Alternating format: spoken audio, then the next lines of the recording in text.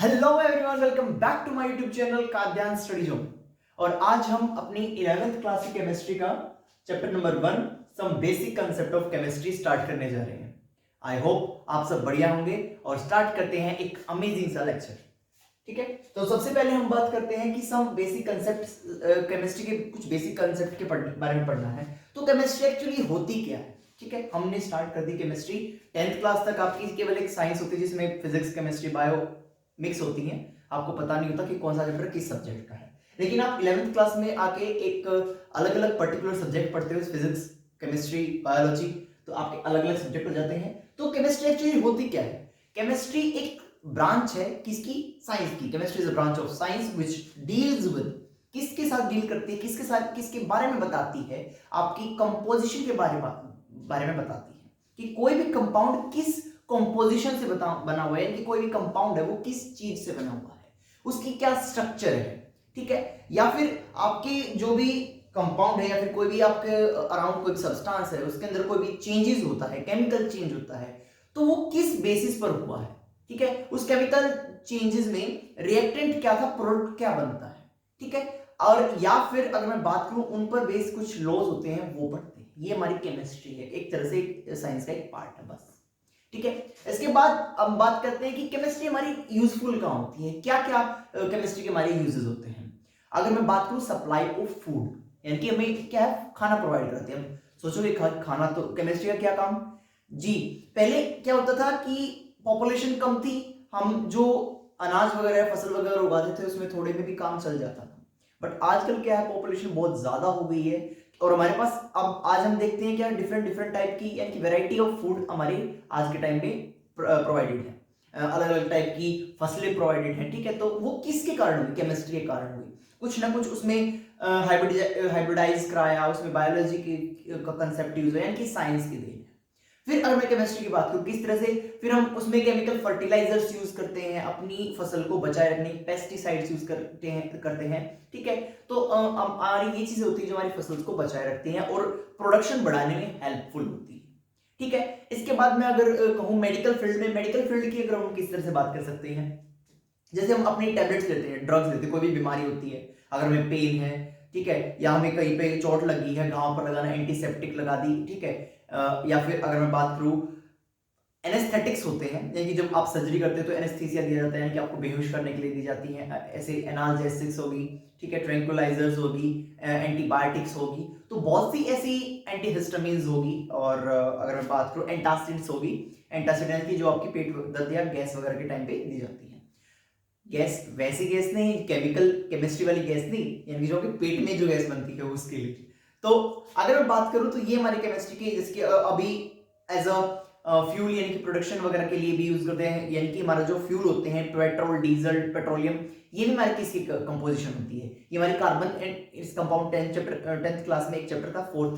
ठीक है, तो उसके हमने पढ़ा था कि ये क्या होती हैं, केमिस्ट्री पर ही बेस्ड होती हैं। ये भी हमें आज पेट्रोल की वजह से अब सैटेलाइट हम अपने दूसरे उस पर प्लैनेट्स पर भेजते हैं, जैसे कि मून पर भेज रहे हैं, मार्स पर भेज रहे हैं, और भी बहुत सारी जगह। तो उनमें भी जो हमारा फ्यूल यूज होता है वो भी किसकी बेसिस पे, हम क्या है, हमारे केमिस्ट्री की बेसिस पर कर रहे हैं। और भी बहुत सारे हैं हमारे एनवायरनमेंट को सेव करने के लिए, यानी कि ऐसे बहुत से स्कोप है जिसमें हमारी केमिस्ट्री हमारी हेल्प करती है। ठीक है, अब इसके बाद हम अपना जो टॉपिक है वो स्टार्ट करते हैं, वो है तो मैटर क्या होता है। अगर मैं बात करूं मैटर की, कि वो कोई भी चीज जिसका खुद का कोई भी मास होगा, ठीक है, खुद का कोई मास हो और वो कोई ना कोई जगह घेरे।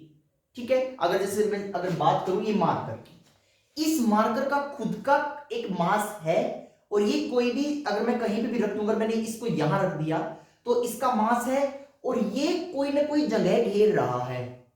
ठीक है, ये जगह भी घेर रहा है, इसका खुद का मास भी होता है। और अगर इसको मैं अपने हाथ पर रख रहा हूं तो ये मेरी क्या है, हमारी 5 सेंसेस होती हैं, आईज, नोज, ईयर, टंग, स्किन। अगर इन पांचों सेंसेस में से कोई भी सेंस इस चीज को फील कर पा रही है, ये क्या है, इसका खुद का कोई मास है और कोई ना कोई ये जगह घेर रही है। That means that object is known as matter. वही ऑब्जेक्ट क्या है, हमारा मैटर कहलाता है।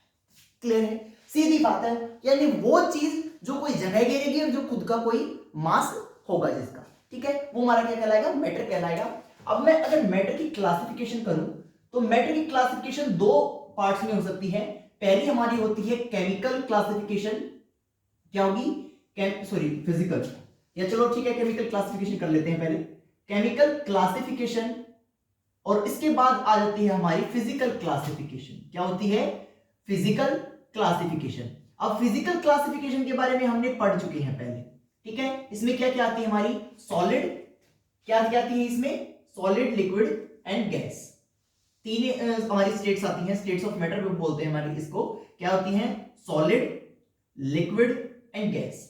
अब सॉलिड क्या होता है, ठीक है, सॉलिड क्या होगा, जिसका डेफिनेट मास भी होगा, डेफिनेट वॉल्यूम भी होगा, ठीक है, मास होगा, शेप होगा, वॉल्यूम होगा, वो हमारा क्या कहलाएगा, सॉलिड कहलाएगा। लिक्विड क्या होता है, जिसका डेफिनेट मास भी होता है, वॉल्यूम भी होता है, लेकिन उसकी क्या है, कोई भी डेफिनेट शेप नहीं होती। क्या बोलूंगा मैं, सॉलिड का क्या है, डेफिनेट मास, वॉल्यूम होता है, बट साथ में शेप भी होगी। लिक्विड में किसी लिक्विड की कोई भी शेप नहीं होती, ये हमें पता है। अगर मैं पानी को किसी भी बर्तन में डालूंगा तो क्या होगा, वो उसी बर्तन की शेप ले लेगा। पानी है, दूध है, या फिर और भी जैसे आपकी कोई भी सॉफ्ट ड्रिंक है या अल्कोहल है, वो सारे क्या लिक्विड है, यानी कि वो जिसमें भी आप उसको डालोगे उसी की शेप ले लेगा। अगर आपने ग्लास में डाला, ग्लास की ले ली, ठीक है, आपने कोई बड़ा बर्तन है उसमें डाला, उसके लिए आपने कोई बकेट है, बकेट में डाला तो उसकी बकेट ले लेगी। गैस, यानी कि अब मैं गैस क्या कहूंगा, अब अपने दो वर्ड सुनेंगे, वेपर और गैस, दोनों डिफरेंट होते हैं। गैस क्या होती है, इसकी ना तो डेफिनेट कोई शेप होती है, ठीक है, ना इसका कोई डेफिनेट वॉल्यूम होता है। अब मैं बात करता हूं कि अगर इसको हम केवल क्या है, जब भी किसी चीज में डालेंगे ना, किसी भी कंटेनर में, किसी भी, तो क्या करेगा, पूरी तरह से उसको फिल कर लेगा। क्योंकि हमने 9th क्लास में पढ़ा है कि जो हमारे जो सॉलिड होता है, सॉलिड के जो कंपोनेंट्स होते हैं वो बिल्कुल टाइटली पैक्ड होता है। इस तरह से अगर मैं बात करूं, ये इस तरह से क्या है, इनके बीच में ये स्पेस होता है, ये देखो इस तरह से किसके पार्टिकल्स है, सॉलिड के। अगर मैं लिक्विड की बात करूं तो लिक्विड के पार्टिकल समथिंग लाइक इस तरह से होते हैं, ठीक है, ये हमारे किसके हैं, लिक्विड के पार्टिकल्स हैं, इस तरह से। अगर मैं गैस की बात करूं तो गैस के तो बिल्कुल ही लूजली पैक्ड होते हैं। ये देखो, ये क्या है हमारे गैस के, ये मेरा लिक्विड और ये मेरा सॉलिड, ये मैंने लिख दिया सॉलिड, लिक्विड एंड गैस। आप इस तरह से देख सकते हो, हम सॉलिड को कंप्रेस नहीं कर सकते, लिक्विड को कर सकते हैं, और गैस को सबसे ज्यादा कंप्रेस कर सकते हैं, क्योंकि इसके जो मॉलिक्यूल्स होते हैं इनके बीच में बहुत ज्यादा स्पेस होता है, और इंटरमोलिकुलर जो अट्रैक्शन होती है वो भी नेग्लिजिबल होती है, यानी कि जीरो। अब इंटरमोलिकुलर अट्रैक्शन क्या होती है, यानी कि जो गैस के अंदर जो मॉलिक्यूल्स होते हैं ना, उनके बीच में जो अट्रैक्शन होगा ना मॉलिक्यूल्स का, वो बहुत ही ज्यादा कम होता है, नेग्लिजिबल होता है, इसलिए वो बहुत ही ज्यादा लूजली पैक्ड होते हैं, यानी कि लूजली पैक्ड, बहुत दूर दूर होंगे, ठीक है। इस तरह से अगर मैं बात करूं, जैसे मेरा स्पेस है, एक वहां होगा, एक यहां होगा, एक यहां होगा, एक यहां होगा, तो इस तरह से बहुत दूर दूर। लेकिन अगर मैं लिक्विड की बात करूं तो लिक्विड में यहां यहां यहां यहां इस तरह से, लेकिन सॉलिड में बिल्कुल अटैच होंगे एक दूसरे से, लाइक दिस, ठीक है। तो ये हमारा होता है सॉलिड, लिक्विड, गैस। अब अगर मैं बात करूं वेपर की और गैस की, दोनों अलग अलग चीजें होती हैं।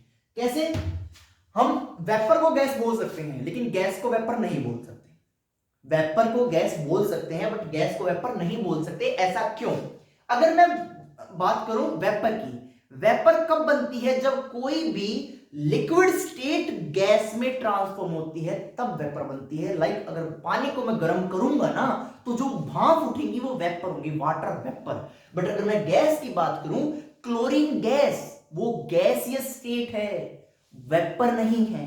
क्लियर है, यानी कि हमारी जो वेपर होगी वो गैस होगी बट गैस वेपर नहीं होगी। अगर मैंने एग्जांपल दिया क्लोरीन, ठीक है, क्लोरीन, ऑक्सीजन, कार्बन डाइऑक्साइड, ये सारी हमारी क्या है, गैसेस हैं। लेकिन अगर मैं बात करूं वेपर की, तो वाटर वेपर क्या होगी, वाटर वेपर, यानी कि पानी को आपने गर्म किया और वो जो भाप उठने लगी, वेपर हो गया, बोलते हैं भाप। गैस को तो गैस ही बोलते हो, ठीक है। लिक्विड तरल, सॉलिड हमारा ठोस होता है, ठीक है। अब बात करते हैं केमिकल कॉम्पोजिशन थी। अब फिजिकल कॉम्पोजिशन हमारी इतनी ही होती है, क्लासिफिकेशन। ठीक है, अब बात करते हैं केमिकल क्लासिफिकेशन की। केमिकल क्लासिफिकेशन को हम किस तरह से डिस्ट्रीब्यूट कर सकते हैं? सबसे पहले हमारा आएगा प्योर सब्सटेंसेस। ठीक है, किस तरह से हम क्लासिफाई कर सकते हैं? प्योर सब्सटेंसेस में। ठीक है, क्या होते हैं प्योर सब्सटेंसेस? और उसके दूसरे बात, इसकी बात करें अगर हम करेंगे मिक्सचर। ठीक है, अब प्योर सब्सटेंसेस में हमारा क्या क्या आ सकता है? एलिमेंट्स आ सकते हैं। क्या आएंगे? एलिमेंट्स आ सकते हैं। और इसके बाद अगर मैं बात करूं और क्या आएगा? कंपाउंड आ सकते हैं। कंपाउंड की भी अगर मैं फर्दर डिस्ट्रीब्यूट करूं, कंपाउंड भी क्या होंगे? दो टाइप के होंगे। कौन कौन से? और सॉरी, इनऑर्गेनिक। क्या होंगे? इनऑर्गेनिक और ऑर्गेनिक। क्या होंगे? इनऑर्गेनिक और ऑर्गेनिक। लेकिन अगर मिक्सचर की बात करूं तो हमारे मिक्सचर क्या है? दो टाइप के होते हैं ये भी। कौन से? होमोजीनियस। क्या होते हैं? होमोजीनियस और हिट्रोजीनियस। अब 9th क्लास में हमने ये भी पढ़ेंगे, होमोजीनियस क्या होता है, हिट्रोजीनियस क्या होता है, प्योर सब्सटेंस क्या होता है, एलिमेंट्स, कंपाउंड, इनऑर्गेनिक, ऑर्गेनिक। हमने सारी चीजें पढ़ रखी है 9th क्लास में। ठीक है, अब पढ़ते हैं, हम दोबारा डिटेल में पढ़ लेते हैं एक बार। केमिकल क्लासिफिकेशन जो करते हैं तो हम करते हैं उनकी केमिकल प्रॉपर्टीज के बेसिस पर।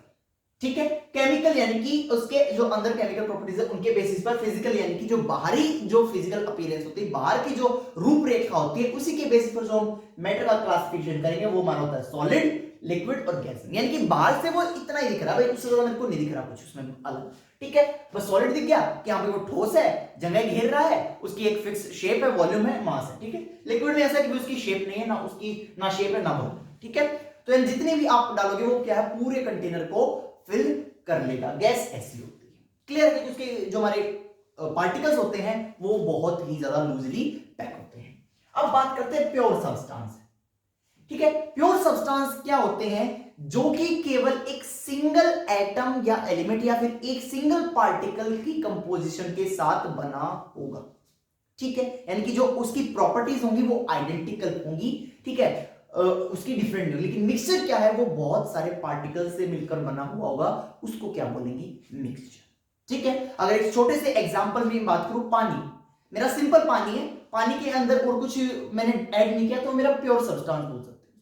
मिक्सचर, अगर मैं पानी के अंदर दूध डाल दूं, रेत डाल दूं या फिर चीनी डाल दूं तो वो हमारा क्या बनेगा? मिक्सचर बनेगा। ठीक है, तो वो उसमें हमने एक की चीज के साथ दूसरी ऐड कर दी, वो मेरा मिक्सचर बन गया।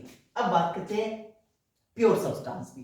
प्योर सब्सटेंस को हम फर्दर दो पार्ट्स में डिस्ट्रीब्यूट कर सकते हैं। वो एक तो है एलिमेंट्स।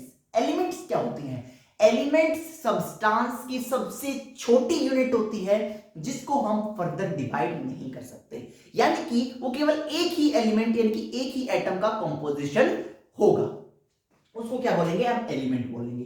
कंपाउंड में क्या है? एक या एक से ज्यादा एटम ऐड हो सकते हैं। ठीक है, एक या एक से ज्यादा एटम ऐड हो सकते हैं, उसको क्या बोलेंगे? हम कंपाउंड बोलेंगे। ठीक है, अब कंपाउंड भी हमारे क्या होते हैं? दो होते हैं, इनऑर्गेनिक और ऑर्गेनिक। क्लियर? इसके बाद आता है हमारा मिक्सचर। मिक्सचर क्या होते हैं? होमोजीनियस और हेट्रोजीनियस। होमोजीनियस मतलब जो मिक्सचर होगा ना वो सेम पार्टिकल्स की कंपोजिशन के साथ बना हुआ होगा, उसकी आइडेंटिकल्स वो होंगी। होमो मतलब सेम। क्या होता है? होमो मतलब सेम और हेट्रो मतलब डिफरेंट। ठीक है, वहां पर उसकी क्या है? प्रॉपर्टीज, जो कंपोजिशन होगी वो डिफरेंट होगी। क्लियर है? तो वो हमारा क्या होता है? मिक्सचर। ये होमोजेनियस और हेट्रोजेनियस होता है। तो अब हम पढ़ेंगे अपने फर्दर क्या है? एलिमेंट्स और कंपाउंड के बारे में। ठीक है, उसके बाद हमारे इनऑर्गेनिक, ऑर्गेनिक के बारे में। यानी कि बेसिस हमारा क्या है? मैटर की सबसे पहले हमने फिजिकल क्लासिफिकेशन पढ़ी, केमिकल क्लासिफिकेशन पढ़ी। फिजिकल क्लासिफिकेशन में को हमने सॉलिड, लिक्विड, गैस के बेसिस, यानी फिजिकल क्लासिफिकेशन में हमने सॉलिड, लिक्विड, गैस यानी कि हमारी क्लासिफिकेशन हुई। और केमिकल क्लासिफिकेशन की बात करें तो उसमें हमारे मैटर को हम दो उसमें डिस्ट्रीब्यूट कर सकते हैं, प्योर सब्सटेंस और मिक्सचर में। प्योर सब्सटेंस को फर्दर दो में क्लासिफाई कर सकता हूं, एलिमेंट्स और कंपाउंड में। मिक्सचर को भी दो में कर सकता हूं, होमोजेनियस और हेट्रोजेनियस में। बट अगर मैं बात करूं एलिमेंट्स, तो मैंने बोल दिया सबसे छोटी यूनिट, उसको हम फर्दर डिवाइड नहीं कर सकते। ठीक है, अब बात करते हैं कंपाउंड की। कंपाउंड भी हमारे केस में होते हैं इनऑर्गेनिक और ऑर्गेनिक, यानी फर्दर दो में मैं क्लासिफाई कर सकता हूं हमारे कंपाउंड को भी, ऑर्गेनिक और इनऑर्गेनिक में। अब देखते, अभी हमने अपने मिक्सचर, कंपाउंड और प्योर सब्सटेंस के बारे में पढ़ा। तो अब हम क्या है? अभी हमने एक चीज डेफिनेशन पढ़ी थी जो कंपाउंड होता है वो हमारा प्योर सब्सटेंस होता है, लेकिन मिक्सचर क्या होता है, वो प्योर नहीं होता, ठीक है। लेकिन एक चीज पढ़ी थी, कंपाउंड में भी क्या होते हैं, एक या एक से ज्यादा एटम होते हैं, लेकिन वो सेम कंपोजिशन के होंगे, ठीक है, सेम एटम्स होंगे, लेकिन हमारा मिक्सचर में ऐसा नहीं होता। तो दोनों में ये बोला मैंने कि क्या एक या एक से ज्यादा एटम या एलिमेंट्स होंगे, ठीक है, लेकिन ऐसा क्या डिफरेंस है कि दोनों में, कि दोनों को ये अलग करता है कि ये तो प्योर है, ये प्योर नहीं। इसके कुछ रीजंस है। कॉन्स्टिट्यूएंट्स इन एनी रेशियो, यानी कि आपका जो मिक्सचर होगा ना वो किसी भी रेशियो में बन सकता है, ठीक है, ये कोई भी इसका फिक्स रेशियो नहीं होता, ठीक है। जैसे अगर मैं बात करूं H2O की, जो पानी होता है वो क्या होता है हमारा फिक्स रेशियो में, मैंने बताया था कि कंपाउंड है वो, ठीक है, लेकिन उसका क्या होता है, फिक्स रेशियो होता है, ठीक है। इसमें लिखा हुआ कॉन्स्टिट्यूएंट्स इन फिक्स रेशियो, यानी कि हाइड्रोजन कितने रेशियो में ऐड होगी और आपका ऑक्सीजन कितने रेशियो में ऐड होगा, ये आपका फिक्स रहेगा। किस केस में, कंपाउंड में, क्योंकि वो प्योर, मैंने बताया था वाटर का एग्जांपल है था प्योर सब्सटेंस में, कंपाउंड हमारा प्योर है तो इसका मतलब वहां पे फिक्स रेशियो रहेगा, ये पता है। और ये हमारी बात करते हैं मिक्सचर की, इसमें कोई भी फिक्स रेशियो नहीं होता, क्लियर है। हमारा अगर मैं बात करूं उसकी हाइड्रोजन और वाटर मिला के, जो यानी वाटर में जो हमारा क्या होता है, हाइड्रोजन और ऑक्सीजन होता है, उसका जो कंपोजिशन होगा वो 1:8 रहता है। ये 1:8 अगर मैं बात करूं कैसे होता है, तो हमारा ऑक्सीजन का होता है मास नंबर 16 और हाइड्रोजन का होता है 1, और कितने एटम होते हैं H2O में, 2, तो 2:16, तो इसको मैं कट करके बना दूंगा 1:8।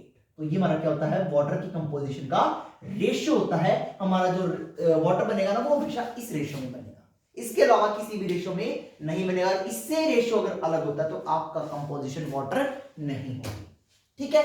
तो हमारा क्या होता है, कंपाउंड जो होता है वो फिक्स्ड रेशियो में बनता है। अगर मैं बात करूं मे और मे नॉट बी होमोजेनियस, अब क्या होता है मिक्सचर के, मैंने मिक्सचर 2 टाइप के पढ़े थे, हमने बताए थे होमोजेनियस और हेटेरोजेनियस, जिसके अंदर जो आइडेंटिकल कंपोजिशन होगी होमोजेनियस, लेकिन हेटेरोजेनियस में आइडेंटिकल कंपोजिशन नहीं होगी। आइडेंटिकल मतलब सेम, कंपोजिशन मतलब जो थ्रो आउट, जो पूरा आपका मिक्सचर बना है या जो पूरा आपका सब्सटेंस बना है वो किन किन पार्टिकल, किन किन कॉन्स्टिट्यूएंट्स से मिलकर बना है, उसको क्या बोलते हैं, कंपोजिशन।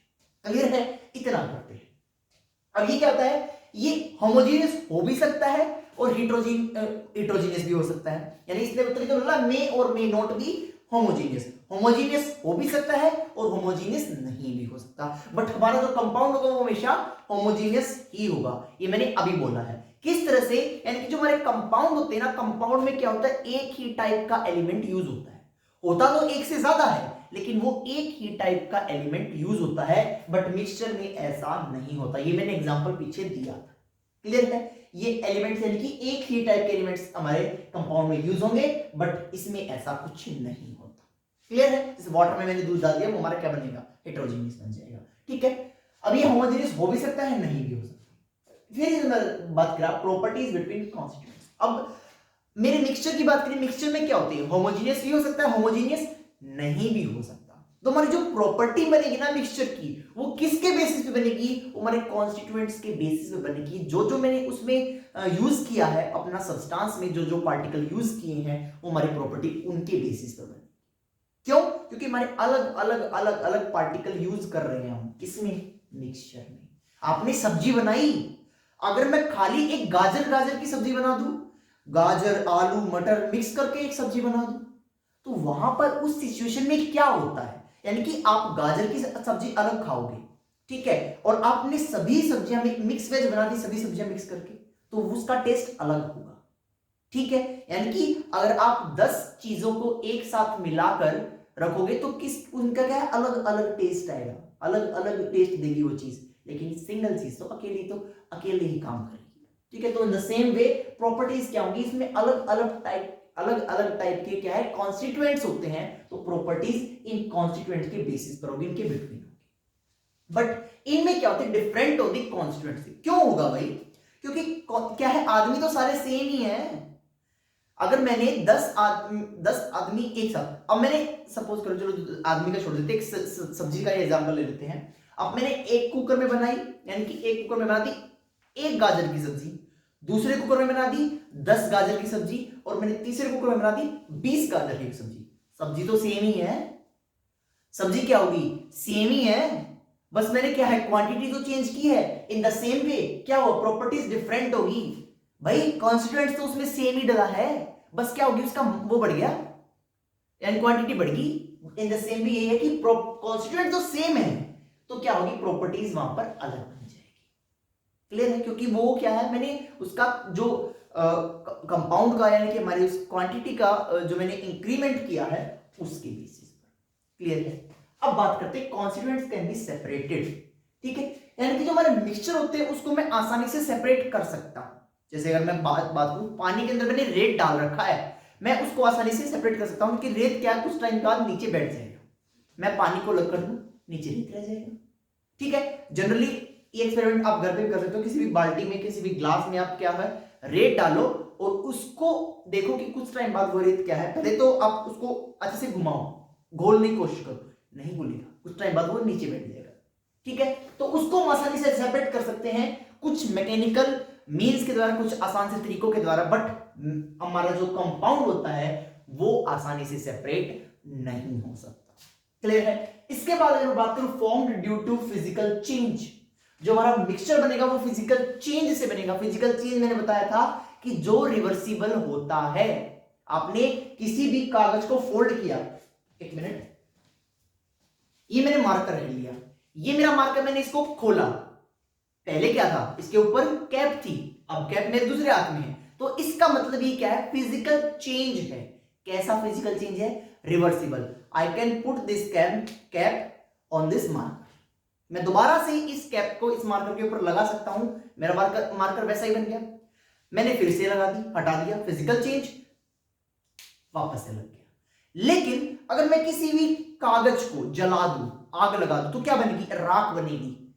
कागज तो दोबारा नहीं बना सकते, जैसे मैंने इसको अलग करके और दोबारा से लगा दिया तो ये तो वापस से वैसी सिचुएशन में आ गया, लेकिन आप कागज को जलाकर वापस से कागज बना सकते हो?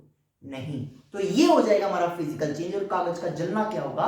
Chemical change. तो हमारा जो मिक्सचर होता है वो फिजिकल चेंज से बनता है, और कंपाउंड वो कैसा बनता है? केमिकल चेंज से बनता है। क्लियर है, यानी कि इसको हम दोबारा अपने एलिमेंट्स में, अपने एटम्स में चेंज नहीं कर सकते, लेकिन इसको हम वापस से उसी फॉर्म में ला सकते हैं। क्लियर है, कुछ मैकेनिकल सिंपल वेज के द्वारा। अब अगला आ जाता है when form no heat light electrical energy release और अब्सॉर्ब्ड, यानी कि जब ये मिक्सचर बनता है, मैंने क्या बताया फिजिकल चेंज हुआ है, तो फिजिकल चेंज होगा तो कुछ भी चेंज नहीं होना, वापस से हम उसको वैसा बना सकते हैं। तो ना तो हीट होगी, ना लाइट होगी, ना इलेक्ट्रिकल एनर्जी होगी, ना तो यूज होगी, ना ही बाहर निकलेगी, ना तो एब्जॉर्ब करेगा, ना ही उसको रिलीज करेगा। बट कंपाउंड क्या है? केमिकल चेंज के साथ बना था, इसलिए यहां पर क्या है? एब्जॉर्प्शन भी होगा या रिलीज होगी क्या? हीट, लाइट, इलेक्ट्रिकल एनर्जी या तो रिलीज होगी या फिर एब्जॉर्ब होगी। क्लियर है। इसके बाद आते हैं मिक्सचर में। मिक्सचर मैंने क्या बताया? फिजिकल चेंज से बनता है। ठीक है, अलग अलग उसमें कॉन्स्टिट्यूएंट्स होते हैं, तो उसका कोई भी शार्प मेल्टिंग पॉइंट और बॉइलिंग पॉइंट, एमपी मतलब मेल्टिंग पॉइंट, बीपी मतलब बॉइलिंग पॉइंट, यानी कि ना तो उसका कोई शार्प मेल्टिंग पॉइंट होगा, ना ही उसका कोई शार्प बॉइलिंग पॉइंट होगा। अब इसके बात करता हूं कंपाउंड की, उसका क्या है? एक शार्प मेल्टिंग पॉइंट और बॉइलिंग पॉइंट होगा। क्यों? क्योंकि इसके अंदर क्या थे? अलग अलग कॉन्स्टिट्यूएंट्स थे। ठीक है, अब किसी का टेम्परेचर 100 डिग्री पर क्या होगा? वो स्टेट चेंज करेगा। तो हम क्या पढ़ते हैं? सॉलिड से हम कन्वर्ट कर सकते हैं लिक्विड में, लिक्विड को कन्वर्ट कर सकते हैं गैस में। ठीक है, यहां पर क्या करेगा? सॉलिड से लिक्विड कब होगा? जब हीट देंगे। लिक्विड से गैस कब बनेगा? जब हीट देंगे। गैस से लिक्विड कब बनेगा? जब कूल करेंगे। और लिक्विड से सॉलिड कब बनेगा? जब कूल करेंगे। यानी कि ये सिचुएशन है, यानी कि कोई भी आपके पास दो सब्सटेंस आपने मिक्स कर दिए, एक का तो हो गया मेरे पास, सपोज करो मैंने एक ए ले लिया, एक बी ले लिया। ठीक है, मैंने इनको जोड़ दिया, बना दिया ए बी। ये मेरे पास एक क्या है? मिक्सचर बना दिया मैंने। और इस मिक्सचर में इसका तो टेम्प यानी कि बॉइलिंग पॉइंट जो है वो क्या है? 100 डिग्री सेंटीग्रेड है, और इसका जो है वो 45 डिग्री सेंटीग्रेड है। ठीक है, यानी कि ये तो पहले क्या कर देगा? सॉलिड से लिक्विड, अगर ये सॉलिड है तो लिक्विड में चेंज हो जाएगा, अगर लिक्विड है तो गैस में चेंज हो जाएगा। तो ये तो पहले निकल जाएगा, बचेगा क्या? ये केवल। तो यानी कि इसमें क्या आएगा, कोई शार्प मेल्टिंग पॉइंट और बॉइलिंग पॉइंट नहीं होता, क्योंकि दोनों का अलग अलग होगा। तो ये अलग अलग क्या कर देंगे, मेल्टिंग पॉइंट या बॉइलिंग पॉइंट देंगे। लेकिन इसमें क्या होता है, कंपाउंड में होता है होमोजीनियस होते हैं, सेम कॉन्स्टिट्यूएंट होंगे। कि अगर मेरा, जैसे अगर बात करूं H2 हाइड्रोजन एटम, अब क्या है, ये दो क्या है, हाइड्रोजन के एटम है। अब दोनों की क्या है, दोनों की सेम कंपोजिशन है, यानी कि इस कंपाउंड की क्या कंपोजिशन सेम है। तो यहां पर क्या है, हाइड्रोजन भी उसी सिचुएशन में चेंज होगा और दूसरा हाइड्रोजन भी उसी सिचुएशन में, यानी उसी टेम्परेचर पर, उसी स्टेट पर, तो उसी ऐसे बदलेगा। तो वहां पर हमारा क्या है, एक शार्प मेल्टिंग पॉइंट देगा, जैसे कि ये है ना, तो दोनों के दोनों क्या देंगे, इसी पॉइंट पर हमारे क्या देंगे, रेंज देंगे, शार्प मेल्टिंग पॉइंट और बॉइलिंग पॉइंट। बट यहां ऐसा नहीं होगा, ठीक है। तो ये हमारा डिफरेंस था मिक्सचर और कंपाउंड में। आगे देखते हैं। तो अब हम बात करेंगे एटम एंड मॉलिक्यूल की। किसकी बात करेंगे, एटम एंड मॉलिक्यूल क्या होते हैं। अगर मैं बात करूं एटम की, तो ये क्या होते हैं, एलिमेंट का पार्ट होते हैं। एलिमेंट की बात कर चुके हैं हम, क्या होता है एलिमेंट, ठीक है। एलिमेंट और कंपाउंड की बात कर चुके हैं, ठीक है। तो ये दोनों क्या होते हैं, एलिमेंट के पार्ट होते हैं। तो एटम क्या होगा, वो स्मॉलेस्ट पार्टिकल, क्या होगा एटम की, अगर मैं बात करूं स्मॉलेस्ट पार्टिकल किसका, एलिमेंट का, smallest particle of element which can exist, which can or cannot, ठीक है, can or cannot exist independently, क्या होगा, independently, इसको क्या बोलेंगे हम, एटम बोलेंगे। जैसे कि अगर मैं बात करूं हीलियम की, ये क्या होता है, हमारा एक एटम हो गया, ठीक है, यानी कि ये इंडिपेंडेंट हीलियम की, जिसकी हीलियम है। और अगर मैं इसकी बात ले लूं हाइड्रोजन, वो किसकी फॉर्म में है, H2 की फॉर्म में एग्जिस्ट करता है, वो सिंगल H की फॉर्म में कभी एग्जिस्ट करेगा ही नहीं। O2 है ऑक्सीजन, क्या होगा, वो भी दो उसमें एग्जिस्ट करता है, इसके भी क्या होते हैं, दो एटम्स की फॉर्म में, सिंगल में ये एग्जिस्ट करता ही नहीं, खाली वो में क्या एग्जिस्ट करेगा ही नहीं। हीलियम है, हीलियम कर जाएगा, ठीक है। इसके बाद मैं क्लोरीन गैस लूं, ठीक है, Cl2 की फॉर्म में एग्जिस्ट करेगा, खाली Cl में कभी एग्जिस्ट करता ही नहीं, नॉट पॉसिबल। अब बात करते हैं मॉलिक्यूल। मॉलिक्यूल क्या होगा, स्मॉलेस्ट पार्टिकल होगा किसका, एलिमेंट का, दोनों एलिमेंट के पार्ट होंगे, ठीक है। और जो क्या है, इंडिपेंडेंटली या फ्रीली एग्जिस्ट करेंगे, ये कर भी सकते हैं, नहीं भी करेंगे, ठीक है। अगर बात करूं smallest particle of element that can exist freely, अब क्या होता है, अब मैं बात कर रहा हूं, ये मैंने लिया H2, ये मेरा मॉलिक्यूल बन गया। एटम तो H था, एटम तो खाली H था, लेकिन यहां पर H2 है, ये मॉलिक्यूल बन गया, क्योंकि ये अब फ्रीली एग्जिस्ट कर सकता है, ठीक है। यानी कि अगर यहां पर मैंने कितने एटम है, दो एटम यूज करके एक मॉलिक्यूल बन गया, ठीक है। अब इसने बोला कि एटम फ्रीली एग्जिस्ट, यानी कि इंडिपेंडेंट एग्जिस्ट कर भी सकता है और नहीं भी कर सकता, कोई पॉसिबिलिटी नहीं इसकी। लेकिन हमारा मॉलिक्यूल क्या है, वो एग्जिस्ट करेगा अगर इसके अंदर मेरे दोनों एटम सेम है। जैसे मेरा H2, इनको बोलेंगे होमो एटॉमिक, क्या बोलेंगे, होमो एटॉमिक मॉलिक्यूल, ठीक है। यानी कि इसके अंदर हमारे दोनों के दोनों क्या है, एटम सेम है। होमो मैंने बताया था सेम, तो होमो एटॉमिक यानी कि इसके अंदर एटम सेम है। लेकिन अगर हमारा यानी कि कोई भी कंपाउंड या मॉलिक्यूल क्या है, अलग एग्जिस्ट करता है, तो उसमें हमारा जैसे कि H2O, ये भी हमारा मॉलिक्यूल है, ठीक है, ये एक मॉलिक्यूल है, क्योंकि इसमें क्या है, मेरे तीन एटम यूज हो रहे हैं, दो हाइड्रोजन के और एक ऑक्सीजन का, तो ये मेरा एक मॉलिक्यूल। अगर मैं लिख दिया 2H2O, इसका मतलब मेरे इसके वाटर के दो मॉलिक्यूल हैं।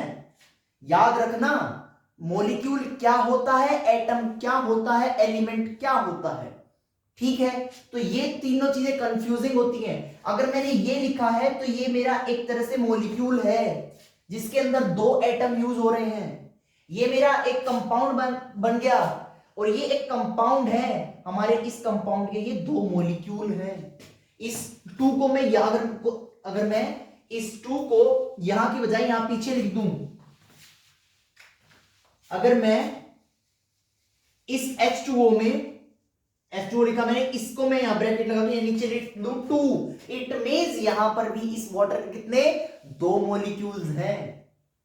क्लियर है? तो ये हमारा क्या होता है, एटम और मॉलिक्यूल में डिफरेंस होता है। ठीक है, ये इंपॉर्टेंट है कि भाई आपको, क्योंकि कंफ्यूजन होती है एलिमेंट क्या होता है, एटम क्या होता है, मॉलिक्यूल कंफर्म नहीं होता। अगर मैंने कोई भी रिएक्शन लिख दी जैसे कि C+O2 गिव्स CO2, ठीक है, यहां पर मैंने अगर 2 लगा दिया, यहां पर मैंने 2 लगा दिया, ये क्या है 4, तो यहां पर 2O2 लगा दिया। यानी कि ये अब मेरे क्या हुआ, ये मेरे 2 कार्बन हैं, तो यहां पर 2 कार्बन यूज कर रहे हैं, एटम की फॉर्म में 2 एटम हैं, लेकिन यहां पर मेरे 2 ऑक्सीजन के मॉलिक्यूल हैं, और यहां पर भी मेरे कार्बन डाइऑक्साइड के 2 मॉलिक्यूल हैं। क्लियर है? ये मेरा एक कंपाउंड था, यानी कि ये H2O था, ये मेरा क्या है, कंपाउंड था, इसके सामने ये 2 लिखा है, मतलब ये 2 मॉलिक्यूल है। ठीक है, और ये मेरा क्या है, ये मॉलिक्यूल था पहले, क्या था, ये पहले मॉलिक्यूल था, और अब इस हमारे O2 मॉलिक्यूल के 2 मॉलिक्यूल यूज कर रहे हैं, यानी कि it means O2 plus O2, ये 2 यूज कर रहे हैं, ये भी मॉलिक्यूल, ये भी मॉलिक्यूल, 2 मॉलिक्यूल यूज कर रहे हैं, किसके, हमारे ऑक्सीजन मॉलिक्यूल के। क्लियर है?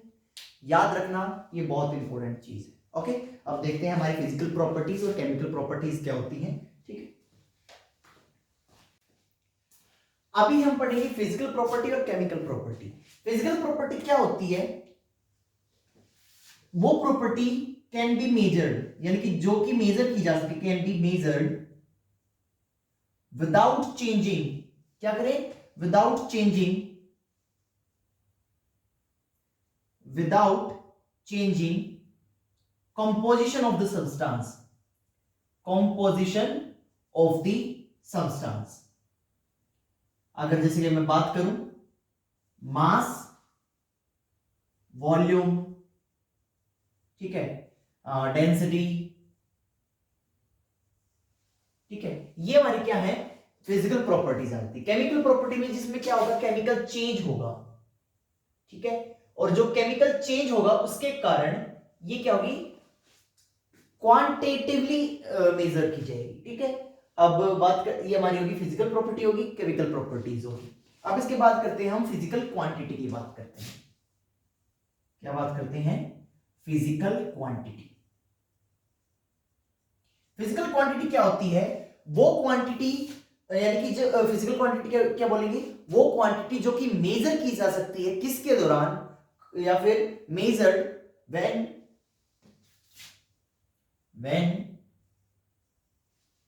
we come across the scientific studies। ठीक है, जब हम साइंटिफिक स्टडीज करते हैं ना, जो क्वांटिटीज तब मेजर की जाती हैं, या तब उनके अक्रॉस आते हैं, तब हमें उनके बारे में पता चलता है, तो उनको क्या बोलते हैं, फिजिकल क्वांटिटीज। ठीक है, अब इसके बाद आ जाती है हमारी यूनिट, फिजिकल यूनिट। वो यूनिट क्या होती है, it is defined as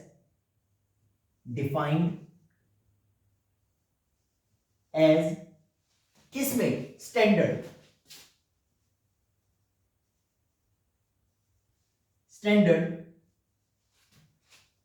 of reference.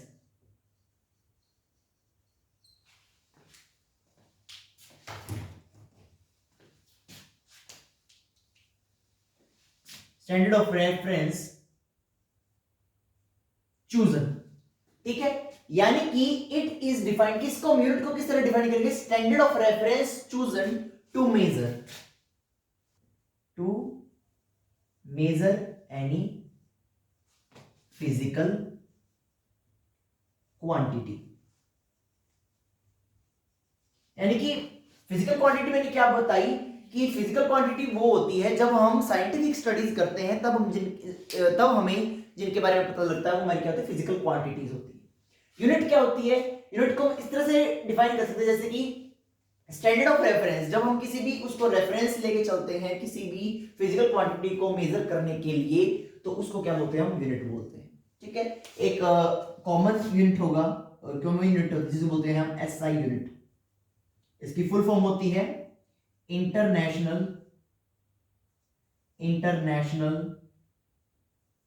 System of unit, SI unit बोलते हैं इसको। ठीक है, एसआई यूनिट हमारी जैसे कि इंटरनेशनल सिस्टम ऑफ यूनिट, ये हमारा इसका फुल फॉर्म होता है। ठीक है, इसको फ्रेंच लैंग्वेज से लिया गया है, यहां पर इसका नाम होता है सिस्टम इंटरनेशनल यूनिट। क्या बोलते हैं, system international unit, system international unit, और इंग्लिश में क्या बोलते हैं, इंटरनेशनल सिस्टम ऑफ यूनिट। तो ये हमारी क्या होती है, यूनिट होती है। जैसे कि अगर मैं बात करूं, कुछ फिजिकल यूनिट्स की बात कर लेते हैं हम, हमारी कौन सी बेस यूनिट्स पढ़ लेते हैं, कुछ बेस यूनिट। ठीक है, ये बेसिक यूनिट्स होती है हमारी, जैसे कि मास, लेंथ, टाइम, इलेक्ट्रिक करंट, इसके बाद हमारा आ जाता है टेम्परेचर, अमाउंट ऑफ सब्सटेंस, इसके बाद आ जाती है हमारी ल्यूमिनस इंटेंसिटी।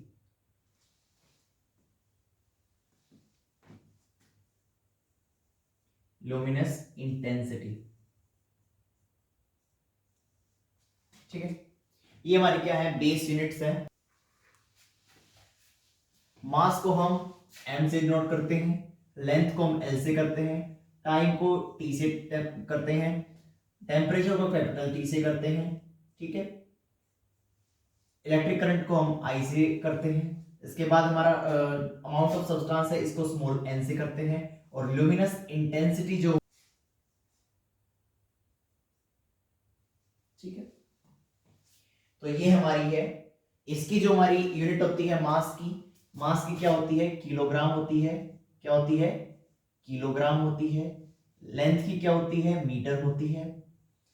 टाइम की क्या होती है, सेकंड होती है। ठीक है, इलेक्ट्रिक करंट की क्या होती है, एम्पियर होती है। टेम्परेचर की क्या होती है, केल्विन भी होती है। इसकी हमारी सेंटीग्रेड भी होती है, और इसकी हमारी फ़ारेनहाइट भी होती है। तो मैं इसको के से केल्विन से डिनोट कर रहा हूं। ठीक है, केल्विन भी होती है। इसकी हमारी क्या होती है, मोल होती है, और इसकी क्या होती है, हमारी कंडेला होती है, कंडेला।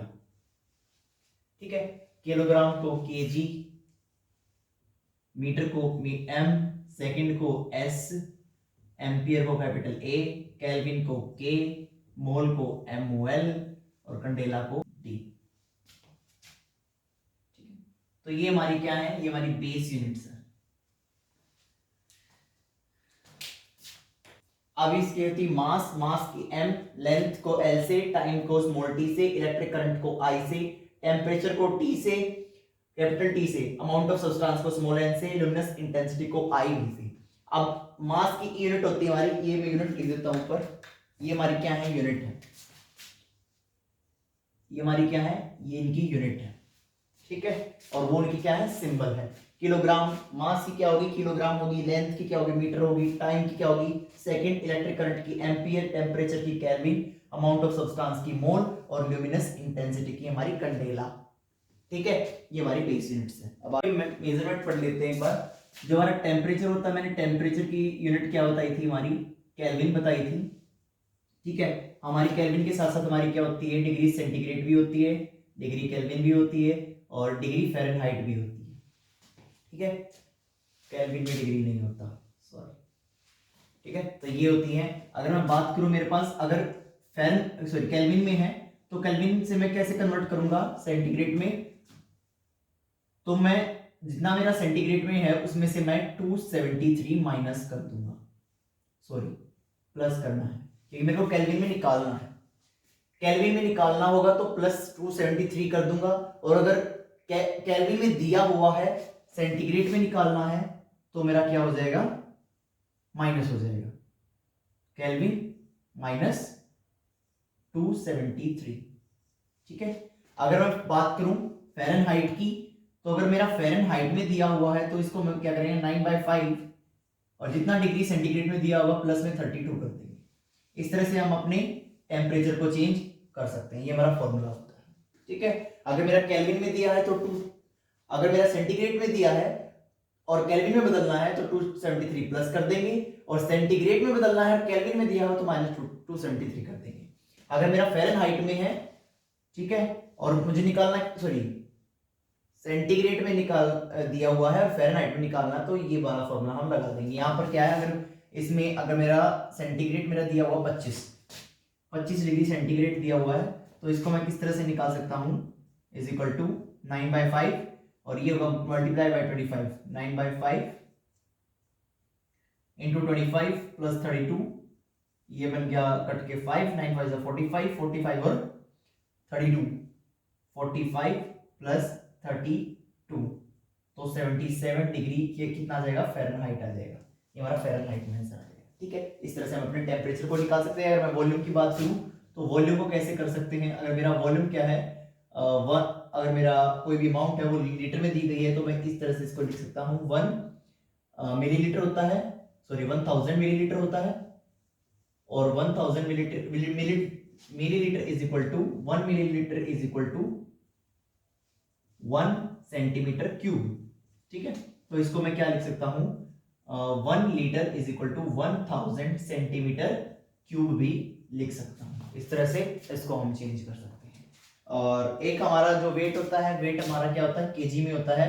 जैसे अगर मैंने 5 केजी लिख दिया तो इसको ग्राम में चेंज करते हैं, क्योंकि जो हमारी केमिस्ट्री जो लैब्स होती है, केमिस्ट्री लैब्स या कोई भी लैब्स होती हैं, तो वहां पर क्या हम छोटे छोटे सॉल्ट्स के साथ करते हैं, छोटी सी अमाउंट के सॉल्ट के साथ करते हैं, तो वहां पर हमारा क्या हो, ग्राम्स में आ जाएगा।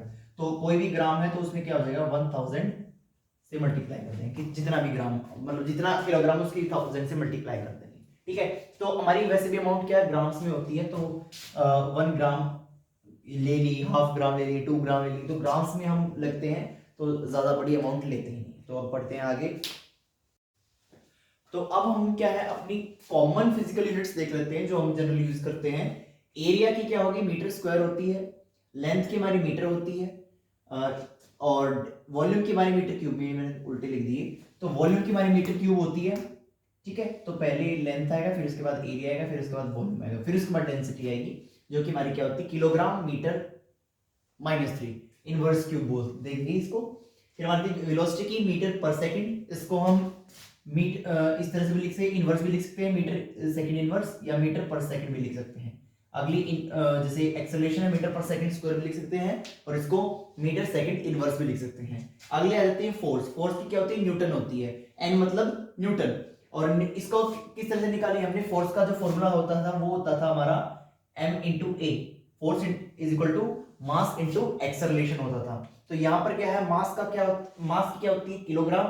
ठीक है, और एक्सेलरेशन के ऊपर लिखी थी मीटर सेकंड इनवर्स, तो लिख दिया kilogram metre second inverse, newton का। इसको फोर्स वाले को हम न्यूटन लिख सकते हैं और ये भी लिख सकते हैं। ठीक है, इसलिए मैंने इक्वल टू लगाया, ये दोनों बराबर होती हैं। फिर आती है प्रेशर। प्रेशर क्या होती है, पास्कल। पास्कल के साथ साथ प्रेशर की यूनिट होती है न्यूटन मीटर इनवर्स, 2 इनवर्स भी हो सकती है। अब ये क्या होता है, अब न्यूटन की ऊपर लिखी थी, न्यूटन की ऐड कर लो और मीटर -2 को और जोड़ दो, तो हमारी ये यूनिट भी होती है। प्रेशर की क्या हमारी 3 यूनिट होगी, pascal, newton metre 2 inverse, kilogram metre inverse second inverse. ठीक है, अब इसके बाद आती है वर्क एनर्जी की। जूल भी होती है, वर्क एनर्जी दोनों की सेम होती है, जूल। और जूल किसके बराबर होती है, न्यूटन मीटर के बराबर होती है। अब न्यूटन की क्या है, जो ऊपर यूनिट थी, इसको यू बाय रख लो, kilogram metre square second 2 inverse हो गया। अब फ्रीक्वेंसी क्या होती है, हर्ट्ज होती है, is equal to second inverse, क्योंकि क्या होती है 1/t। फ्रीक्वेंसी को लिखते हैं 1/t, ये होता है ना formula, nu is equal to 1/t, frequency is equal to inverse of time. ठीक है, अब आता है इलेक्ट्रिक चार्ज। इलेक्ट्रिक चार्ज की क्या होती है, कूलम्ब। 12th क्लास में फर्स्ट चैप्टर ही है इलेक्ट्रोस्टैटिक्स, तो वहां पर हम इलेक्ट्रिक चार्ज के बारे में पढ़ेंगे। तो इसमें क्या होती है, कूलम्ब होती है, और एम्पियर स्क्वायर भी होती है, सॉरी एम्पियर सेकंड भी होती है इसकी। ठीक है, एम्पियर सेकंड कूलम्ब की, क्योंकि हमारा जो चार्ज का फॉर्मूला होता है वो क्या होता है, करंट बाय में टाइम I by T। तो हमारा इसी की बात मैं बात करता हूँ, पोटेंशियल डिफरेंस की क्या होती है, वोल्टेज, वोल्ट होती है, V भी लिख सकते हैं, और साथ में इसी क्या होती है, joule ampere inverse second inverse, ठीक है। और एम्पियर इनवर्स एम्पियर सेकंड किसकी थी, कूलम्ब की थी, और दोनों इनवर्स में तो इसको हम जूल कूलम्ब इनवर्स भी लिख सकते हैं। और हमारे जूल की क्या थी, जूल की यूनिट क्या थी, ये लिखी यहां पर क्या थी, kilogram metre square second two inverse, और साथ में हमारा क्या था, A ampere inverse second inverse, तो जोड़ के मेरा ये यूनिट भी बन सकती है, ठीक है। हमारी वोल्टेज की ये यूनिट भी हो सकती है, पोटेंशियल डिफरेंस की, सॉरी, ठीक है। इलेक्ट्रिक रेजिस्टेंस की होती है हमारी ओम। ओम को हम, ये हमारा सिंबल होता है, ग्रीक लेटर होता है ये, इस तरह से शो करते हैं, और इसकी यूनिट वोल्ट एम्पियर इनवर्स भी हो सकती है, ठीक है। अब इलेक्ट्रिक कंडक्टेंस क्या होती है, इसका रिवर्स होती है। इलेक्ट्रिक रेजिस्टेंस का अपोजिट क्या होगी, इलेक्ट्रिक कंडक्टेंस। अब ये क्या होती हैं, ये दोनों हम 12th क्लास में पढ़ेंगे, जो हमारा फर्स्ट यूनिट है उसमें ही पढ़ेंगे। रेजिस्टेंस क्या होता है, जो आपकी इलेक्ट्रिसिटी को या करंट के फ्लो को रोकता है, और रेजिस्ट करता है, रोकता है, उसे बोलते हैं रेजिस्टेंस। और कंडक्टेंस यानी कि जो आपकी कंडक्टिविटी होती है, इसकी अपोजिट होती है, यानी कि कंडक्टिविटी जो बढ़ाए, करंट के फ्लो को जो बढ़ाए, वो होती है मेरे इलेक्ट्रिक कंडक्टेंस। तो ये दोनों अपोजिट होती हैं, तो ये मेरी कॉमन यूनिट्स होती हैं। याद कर सको तो कर लो, बाकी वैसे तो ये फॉर्मूला बेस्ड होती है, फॉर्मूला याद है तो आप यूनिट आसानी से निकाल सकते हो। जैसे मैंने फोर्स की निकाली, फोर्स की क्या होती है, मास इनटू एक्सेलरेशन, मास की होती है किलोग्राम, एक्सेलरेशन की होती है मीटर सेकंड इनवर्स, ठीक है। तो मैंने न्यूटन की निकाल दी, न्यूटन के बराबर की होती है। अब तुम्हें न्यूटन याद नहीं आ रही फोर्स की, वैसे तो कॉमन यूनिट है फोर्स की न्यूटन, बट आप लिखना चाहो तो ये भी लिख सकते हो। कैसे, उसका फॉर्मूला लिखो, और जैसे कि यहाँ पे पास्कल, ठीक है, प्रेशर क्या होती है, पास्कल भी होती है, न्यूटन मीटर स्क्वायर भी होती है, ठीक है। इसका प्रेशर का फॉर्मूला लगाओ और आंसर निकाल दो, यही होती है। इस तरह से आप फॉर्मूले से डायरेक्ट भी निकाल सकते हो। तो अभी देखते हैं हम कुछ सब्सिडियरी यूनिट्स हैं, जैसे कि अगर डेसी लगा हो तो 10⁻⁻1 हो जाएगा, सेंटी लगा हो 10⁻2 हो जाएगा। डेसी को, जो डेसी का सिंबल होता है वो स्मॉल डी होता है, ठीक है। सेंटी का जो होता है वो हमारा सी होता है, मिली का जो होता है वो स्मॉल एम होता है, 10⁻³ लग जाता है। माइक्रो का म्यू होता है, 10⁻6 हो जाता है। नैनो का स्मॉल एन होता है 10⁻9, पिको का स्मॉल पी 10⁻12, फेम्टो का स्मॉल एफ 10⁻15, एटो का 10⁻18 स्मॉल ए, जिप्टो का स्मॉल जेड 10⁻21, योक्टो का स्मॉल वाई 10⁻24, डेका का स्मॉल डी स्मॉल ए 10⁻1, किलो का स्मॉल के 10⁻3, मेगा का कैपिटल एम 10⁻6, गीगा का कैपिटल जी 10⁻9, टेरा का कैपिटल टी 10⁻12, पेटा का कैपिटल पी 10⁻15, एक्सा का कैपिटल ई 10⁻18, जीटा का जेड कैपिटल जेड 10⁻21, योटा का वाई 10⁻24। अब जैसे कि अगर मैं एग्जांपल ले लूं, इस तरह से एग्जांपल ले लेते हैं, डीएम ये क्या होगा, डेसीमीटर हो जाएगा, डेसीमीटर हो जाएगा। और ये अगर मैं डीएम लिख दूं, डेकामीटर हो जाएगा। सीएम लिख दूं, सेंटीमीटर हो जाएगा। एमएम लिख दूं, मिलीमीटर हो जाएगा। म्यू एम लिख दूं, माइक्रोमीटर हो जाएगा, ठीक है। इस तरह से अगर मैं बात करूं, नैनोमीटर, पिकोमीटर, फेम्टोमीटर, ठीक है, एकोमीटर, इसके बाद जेप्टोमीटर और योक्टोमीटर। इस तरह से यहां पे किलोमीटर, ठीक है, मेगामीटर, जीटामीटर, गीगामीटर, सॉरी जीटा तो यहां था ना, नहीं जीटा नहीं, सॉरी, गीगामीटर, टेरामीटर, पेटामीटर, एक्सामीटर, जीटामीटर और योटामीटर। तो इस तरह से हम क्या है, इनको सिंबलाइज कर सकते हैं। अब हम पढ़ेंगे एक्यूरेसी, प्रिसिजन, सिग्निफिकेंट फिगर्स। तो एक्यूरेसी क्या होती है, जब आपकी जो एवरेज वैल्यू होती है, एवरेज वैल्यू जो होगी वो क्लोज होगी किसके, करेक्ट वैल्यू के, ठीक है। जब आपकी एवरेज वैल्यू क्लोज होगी किसके, करेक्ट वैल्यू के, तो वो क्या कहलाएगी, हमारी मेजरमेंट एक्यूरेट। यानी कि जैसे कि ये मैंने कुछ मेजरमेंट ली है, ए किसी पर्सन ए की, बी की, सी की, ये मेरी फर्स्ट मेजरमेंट, ये मेरी सेकंड मेजरमेंट, ये मेरी थर्ड मेजरमेंट, ये मेरी फोर्थ मेजरमेंट और ये मेरी फिफ्थ मेजरमेंट। इस तरह से ये 5 डिफरेंट मेजरमेंट्स है। अगर इनकी एवरेज वैल्यू जो आएगी, और ये मेरा एवरेज है, ठीक है, तो जब एवरेज वैल्यू इनकी करेक्ट वैल्यू के बराबर आ जाएगी तो वो क्या होगी, एक्यूरेट होगी। प्रेसिजन क्या होगी, जो ये डिफरेंट मेजरमेंट्स है ना, डिफरेंट मेजरमेंट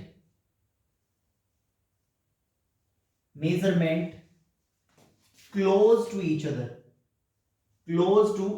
अदर होगी, एक दूसरे के बराबर होगी। जो ये मेजरमेंट होगी ना, ये लगभग एक दूसरे के बराबर होगी, ठीक है। अभी ये पढ़ते हैं सिग्निफिकेंट फिगर्स का, दोबारा बताता हूं, ठीक है। तो क्या होगा, जैसे कि अगर मैं फर्स्ट में देखूं तो 10.3, 4, 5, 6, 7 और एवरेज क्या है 10.6। अब डेफिनेशन क्या थी, average value close to correct value, ठीक है। जो डिफरेंट वैल्यूज की अब मैं देखूं कि और दूसरी है different measurements close to each other, 3, 4, 5, 6, 7 काफी क्लोज है, पॉइंट में डिफरेंस है, तो यानी कि ये प्रिसाइज भी है और ये एक्यूरेट भी है, ठीक है। अब जो एवरेज वैल्यू है वो क्या है, इनके लगभग बराबर ही है, तो वो क्या है, एक्यूरेट भी है, ठीक है।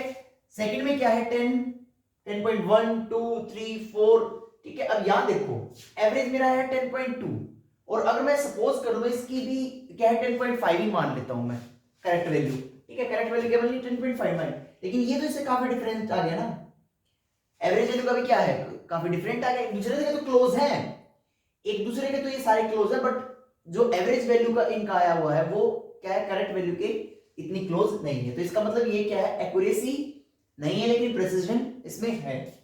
अब अगली बात, इसमें क्या होगा, इसमें उल्टा हो जाएगा, यानी कि प्रेसिजन तो नहीं होगा, क्योंकि देखो प्रेसिजन तो नहीं है, 1, 3, 5, 7, 9 प्रेसिजन नहीं है लेकिन एक्यूरेसी है, ओके।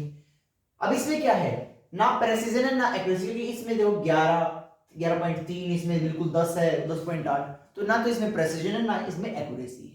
तो ये हमारी टॉपिक था। इसके बाद सिग्निफिकेंट फिगर्स।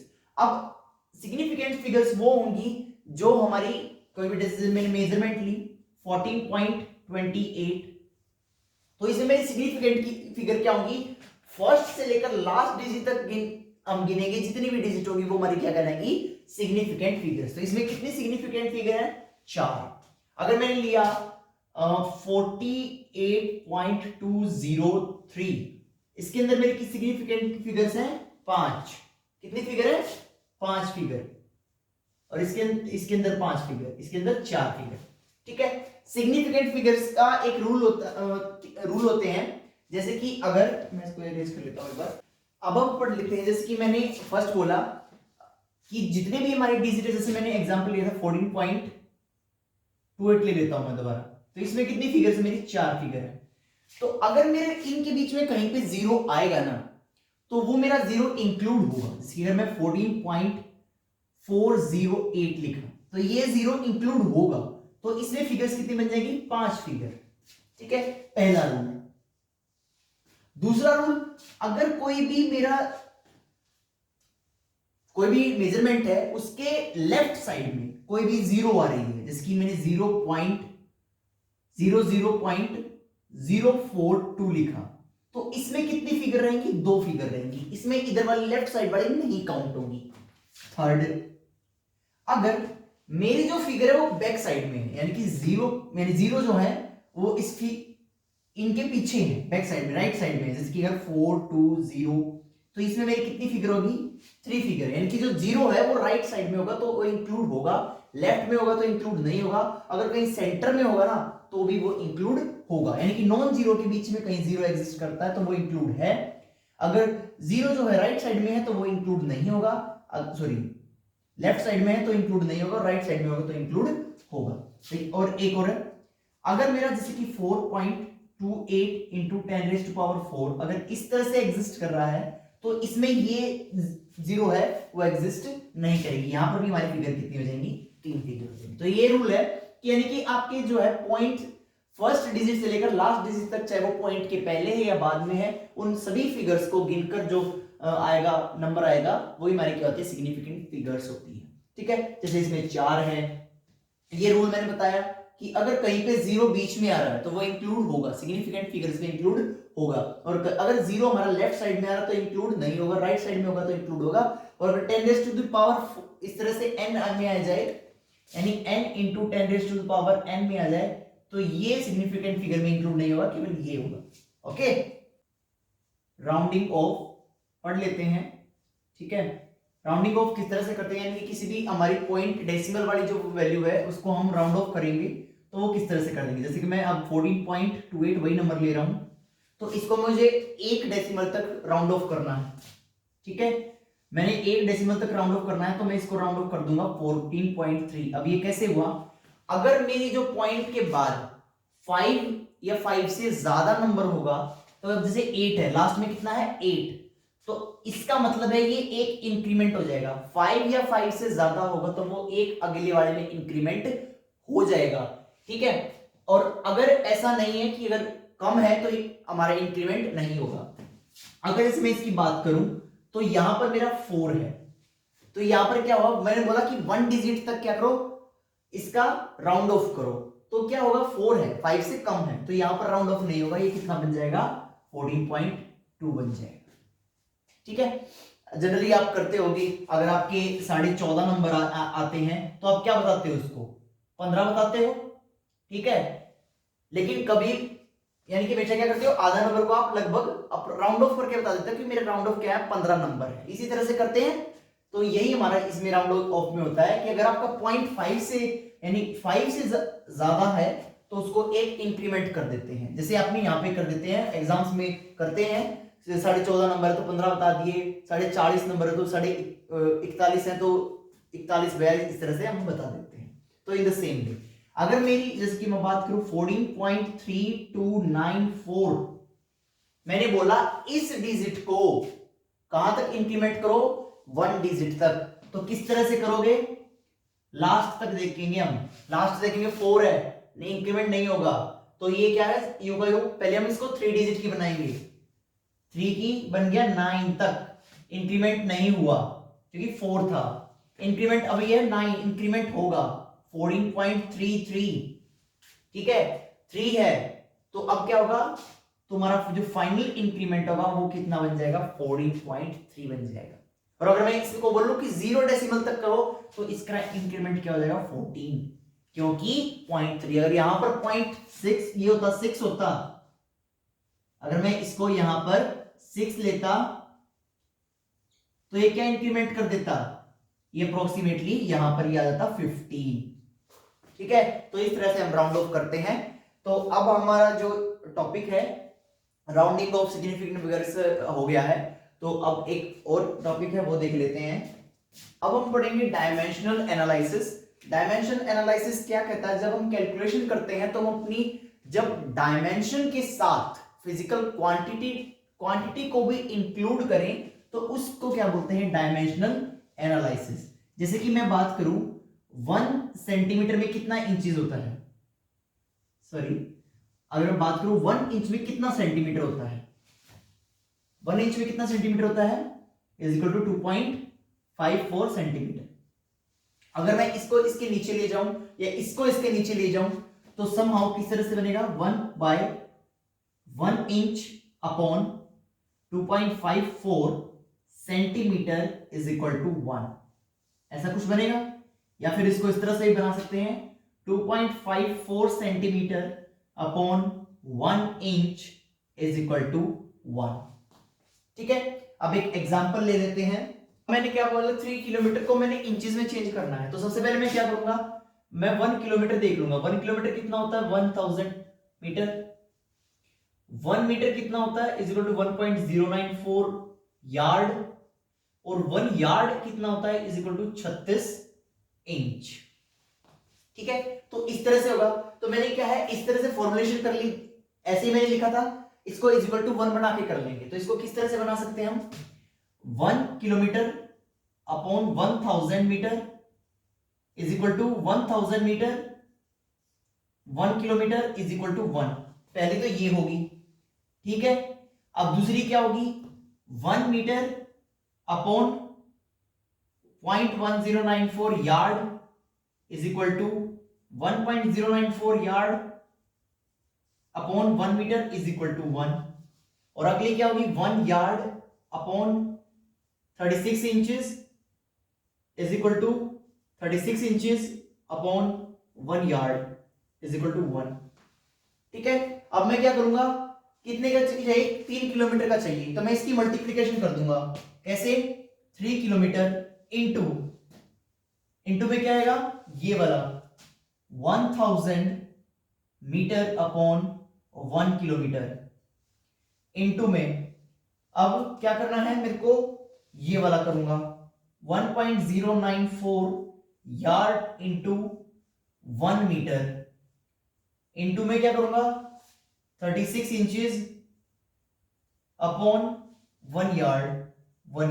ठीक है, यानी कि डायमेंशनल एनालिसिस क्या बोलता था कि जब हम किसी भी चीज की कैलकुलेशन करने के लिए अपनी डायमेंशन के साथ, ये 1000 क्या डायमेंशन, इस डायमेंशन के साथ अपनी फिजिकल क्वांटिटी को भी इंक्लूड करें तो उसको क्या बोलते हैं, डायमेंशनल एनालिसिस।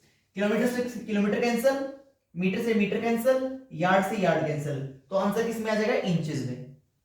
ठीक है, अब मल्टीप्लाई कर देते हैं इस सभी की, 3 इंटू 1000 इंटू 1.094 इंटू 36, तो इसका आंसर आ जाएगा 1.18 into 10 raise to power 5 inches into 10 raise to power 5 inches. आप कैलकुलेट करके देख लीजिए, यही आंसर आ जाएगा। ठीक है, तो ये हमारा डायमेंशनल एनालिसिस कंप्लीट हो गया है। तो अभी तक के लिए इतना ही। तो अब हमारा जो मैंने कराया था कंपाउंड, एलिमेंट्स, मॉलिक्यूल्स, वो हमारे एग्जाम पॉइंट ऑफ व्यू से काफी इंपॉर्टेंट है। ठीक है, ये जितना भी मैंने कराया था सिग्निफिकेंट फिगर्स, डायमेंशन एनालिसिस, तो ये इतना ज्यादा इंपॉर्टेंट नहीं है। केवल आप वही कर लीजिए कि क्लासिफिकेशंस ऑफ मैटर, और उसके बाद जो अभी मैं फर्दर वीडियो में कराऊंगा वो भी एग्जाम पॉइंट ऑफ व्यू से काफी ज्यादा इंपॉर्टेंट होगा। कोई रेयर चांस होते हैं ये कभी आए या नहीं तो कभी नहीं आता। ठीक है, तो ये इतना इंपॉर्टेंट नहीं, अगर लेकिन फिर भी आपको नॉलेज होनी चाहिए कि डायमेंशन एनालिसिस कैसे होते हैं, किस तरह से हम किसी एक ग्रेटर वैल्यू से हम शॉर्टेस्ट डायमेंशन यानी कि फिजिकल क्वांटिटी में चेंज कर सकते हैं। वो आपको आना चाहिए, सिग्निफिकेंट फिगर्स का पता होना चाहिए। ठीक है, आपको यूनिट्स का पता होना चाहिए कि किस हमारी उसकी बेसिक यूनिट कौन सी होती है। ठीक है, कोई भी हमारे पास फिजिकल क्वांटिटी उसकी क्या यूनिट होगी, ऐसा यूनिट क्या होती है, तो ये आपको इंफॉर्मेशन होनी चाहिए, क्योंकि जब आप न्यूमेरिकल निकालोगे तो ये चीजें आपको पता होनी चाहिए। तो अगर आपको मेरे सारे जितने मैंने आपको टॉपिक कराए हैं सभी आपको क्लियर हो गए हैं, तो वीडियो को लाइक कीजिए, चैनल को सब्सक्राइब कीजिए, और हाँ, बेल नोटिफिकेशन जरूर प्रेस कर लीजिए ताकि मेरे आने वाली वीडियोस की नोटिफिकेशन आप तक सबसे पहले पहुंच सके। और मेरे चैनल को शेयर कीजिए। तब तक के लिए स्टे सेफ, स्टे हेल्दी।